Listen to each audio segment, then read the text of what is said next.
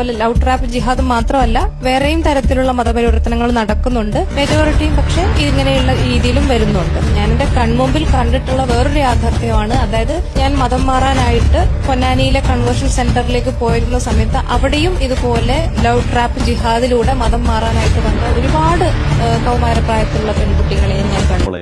എന്തിനു വേണ്ടിയാണ്, എന്താണ് അതിന്റെ ആവശ്യം? ഈ കണ്ട പെൺകുട്ടികളെ മുഴുവനും സ്നേഹത്തിലൂടെ പ്രണയം നടിച്ച് മതം മാറ്റുന്നതിലൂടെ എന്ത് നേട്ടമാണ്?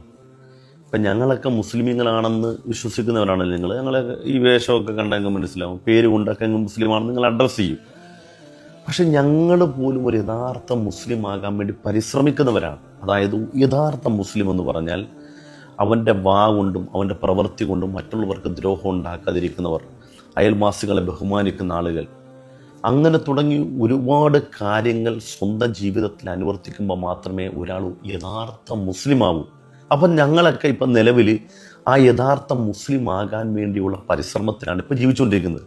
അതിനിടയിൽ നിങ്ങളെ മുസ്ലിം ആക്കുന്നതിന് മുമ്പ് ഞങ്ങളൊന്ന് യഥാർത്ഥ മുസ്ലിം ആകണ്ടേ? ഇനി അവിടെ നിൽക്കട്ടെ. എൻ്റെ പ്രിയപ്പെട്ട സഹോദരിമാർ രണ്ടുപേരും ഇതിനെക്കുറിച്ച് വലിയ ഒരു സംഭവമായിട്ട് അവതരിപ്പിച്ചല്ലോ. ലവ് ജിഹാദിലൂടെയാണ് ആളുകളെ ഇങ്ങനെ മതം മാറ്റുന്നത്. ഈ ചിത്രം എൻ്റെ പ്രിയപ്പെട്ട മക്കൾ കണ്ടോ? ഇദ്ദേഹത്തിൻ്റെ പേര് ശിവദാസൻ എന്നാണ്. ഞാൻ ചിത്രം കാണിക്കാതെ എന്തെങ്കിലും ഉപദ്രവം അദ്ദേഹത്തിന് ഉണ്ടാക്കുമെന്ന് പേടിച്ചിട്ടാണ്. ഞാൻ ഇന്നലെ ആലപ്പുഴ നഗരത്തിൽ വൈകുന്നേരം 7:30 ഒരു ചായ കുടിക്കാൻ വേണ്ടി ഇറങ്ങിയപ്പോൾ പെട്ടെന്നൊരു കൈ എൻ്റെ തോളിനെ വീണു. അപ്പം മുമ്പ് പരിചയമുള്ള പോലത്തെ ഒരു പെരുമാറ്റവും ഭയങ്കര സ്നേഹവും കെട്ടിപ്പിടിക്കലും ഒക്കെ. അപ്പം ഇദ്ദേഹം എന്നോട് പറഞ്ഞു, എൻ്റെ പേര് ശിവദാസൻ എന്നായിരുന്നു, പതുക്കെ ചെവിൽ വന്നു, ഇപ്പം ഞാൻ ബിലാലാണെന്ന് പറഞ്ഞു. അദ്ദേഹത്തിൻ്റെ മുഖത്തുണ്ടാകുന്ന ആ സമയത്തുള്ളൊരു പ്രസരിപ്പും ഒരു പ്രസന്നതയും അതെന്നെ വല്ലാതെ ഹഠാതെ ആകർഷിച്ചു. അങ്ങനെ ഹ്രസ്വമായ സമയം കൊണ്ട് അദ്ദേഹത്തിൻ്റെ ജീവിതഗാഥ ഒന്ന് എൻ്റെ മുമ്പിൽ അവതരിപ്പിച്ചു. അപ്പോൾ ഈ കണ്ട മനുഷ്യർ മുഴുവനും ഇസ്ലാമിലേക്ക് വന്നത് ഈ പ്രണയത്തിലൂടെ മാത്രമാണോ? ഇപ്പോൾ അദ്ദേഹത്തിന് എങ്ങനെ പ്രണയത്തിലൂടെ കൊണ്ടുവരാൻ കഴിയും?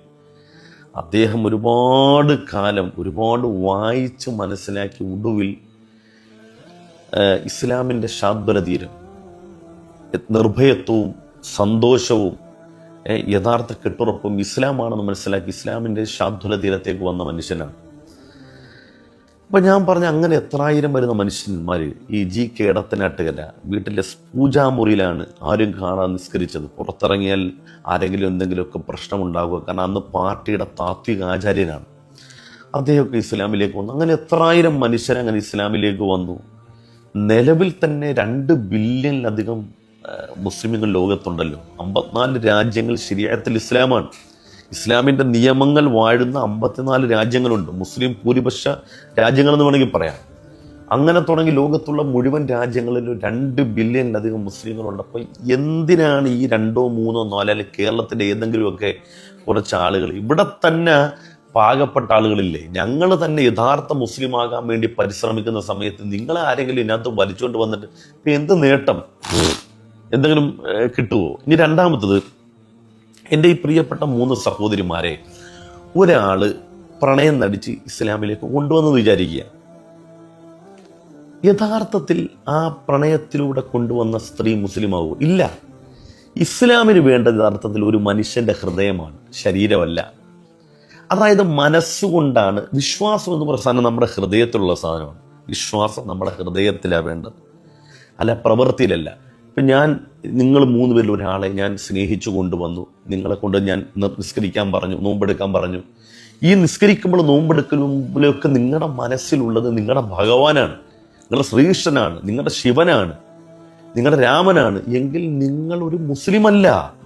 നിങ്ങൾ നിങ്ങളുടെ പൂർവ്വ മതത്തിൽ വിശ്വസിക്കുന്ന ഒരാളാണ്. നിങ്ങളുടെ ശരീരം മാത്രമേ ഇസ്ലാമിലേക്ക് വന്നുള്ളൂ. അങ്ങനെ ശരീരം മാത്രം വരുന്നവരെ മുസ്ലിമാണെന്ന് ഇസ്ലാമിൽ അങ്ങനെ കോൺസെപ്റ്റ് ഇല്ല. ഇസ്ലാമിൽ വിശ്വാസപ്രകാരം വരണം. ഒരു ആണാണെങ്കിൽ ഒരു പെണ്ണാണെങ്കിൽ കല്യാണത്തിന് വേണ്ടിയോ മറ്റോ ഒരു പെണ്ണിനെയോ ആണിനെയോ നിർബന്ധിച്ച് ഇസ്ലാമിലേക്ക് കൊണ്ടുവന്നാൽ അതിന് ഇസ്ലാമുമായി യാതൊരു ബന്ധവുമില്ല. അതിന് പ്രഹസനം, പ്രകടനപരത എന്ന് പറയുക. വിശുദ്ധമായ ഖുർആനിൽ ഏറ്റവും മഹത്തരമായൊരു സൂക്തമാണ്, അല്ലെങ്കിൽ ഏറ്റവും മഹത്തരമായ ഒരു ആയത്താണ്, വചനമാണ് ആയത്തുൽ കുർസി. ആയത്തുൽ കുർസിക്ക് ശേഷം അല്ലാഹു തആല പറയുന്നത് ലാ ഇക്റാഹ ഫിദ്ദീൻ ഖദ് ബൈന റുശ്ദ് മിനൽ ഗയ്. സത്യം അസത്യമൊക്കെ വേർതിരിഞ്ഞു കഴിഞ്ഞു. ഇനി ആരെയും മതത്തിലേക്ക് നിർബന്ധിക്കേണ്ടതില്ല. ഈ ആയത്തിറങ്ങിയതിൻ്റെ പശ്ചാത്തലം തന്നെ പ്രമുഖരായ ഒരു സ്വഹാബി വര്യൻ്റെ 2 മക്കൾ ക്രൈസ്തവ വിശ്വാസികളായപ്പോൾ അവരെ ആ പിതാവ് മുറിയിലിട്ടടച്ചു, എന്നിട്ട് ഇസ്ലാമിലേക്ക് പറഞ്ഞു. അപ്പോൾ മുഹമ്മദ് നബി സല്ലല്ലാഹു അലൈഹി വസല്ലം തങ്ങളുടെ മുമ്പിൽ ഈ ആവലാതിയും പരാതിയുമായി വാപ്പ ചെന്നിട്ട് പറഞ്ഞു, മക്കൾ പറയുന്നു മുഹമ്മദ് നബി പറഞ്ഞാൽ ഞങ്ങൾ ഇസ്ലാമിലേക്ക് വരാം എന്ന് പറഞ്ഞപ്പോൾ അപ്പോൾ ഇറങ്ങിയ ആയത്താണിത്.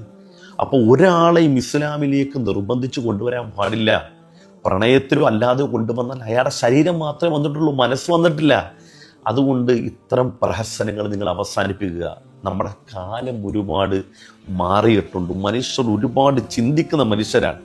രണ്ടാമത്തെ ഒരു കാര്യം കൂടി അവസാനത്തെ ഓർമ്മപ്പെടുത്തുകയാണ്. എൻ്റെ പ്രിയപ്പെട്ട സഹോദരിമാർ, എന്നെങ്കിലും ഈ ഒരു പുസ്തകം, ഈ നമ്മുടെ അരുൺ എഴുത്തച്ഛൻ്റെ ഇന്ത്യയുടെ മതപ്പാടുകൾ എന്ന പുസ്തകമുണ്ട്. അതായത് ഇസ്ലാം എങ്ങനെയാണ് ഒരു മനുഷ്യനെ സംബന്ധിച്ചിടത്തോളം നിർഭയത്വം ലഭിക്കുന്നതെന്ന് ചോദിച്ചാൽ, നമ്മുടെ രാജ്യത്ത് നമ്മുടെ സംസ്കാരം, നമ്മുടെ പൈതൃകം എന്നതിൻ്റെ പേരിൽ എന്തെല്ലാം നടക്കുന്നുണ്ടെന്നറിയോ? അതായത് ഒരു മനുഷ്യൻ മരണപ്പെട്ട് കഴിഞ്ഞാൽ അയാളുടെ തലയോട്ടി എടുത്തിട്ട് അതിൽ വെള്ളം ഒഴിച്ചു കുടിക്കുക, മനുഷ്യൻ്റെ മാംസം കഴിക്കുക തുടങ്ങിയിട്ടുള്ള എന്തെല്ലാം കാര്യങ്ങൾ നമ്മളൊരു വിശ്വാസത്തിൻ്റെ പേരിൽ അംഗീകരിക്കേണ്ടി വരും.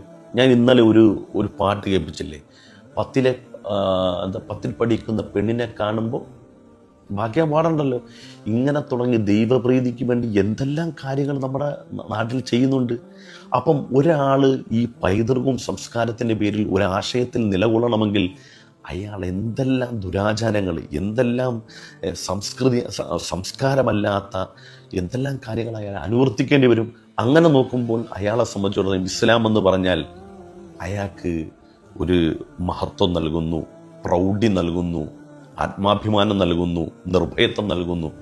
അന്നതിൻ്റെ പേരിൽ മാത്രമാണ് ശിവദാസനും ബിലാലായത്. ഓക്കെ അല്ലേ? കാര്യങ്ങളൊക്കെ അങ്ങ് മനസ്സിലാവുന്നുണ്ടല്ലോ. ഓക്കെ, അത്രയേ ഉള്ളൂ. നടക്കട്ടെ.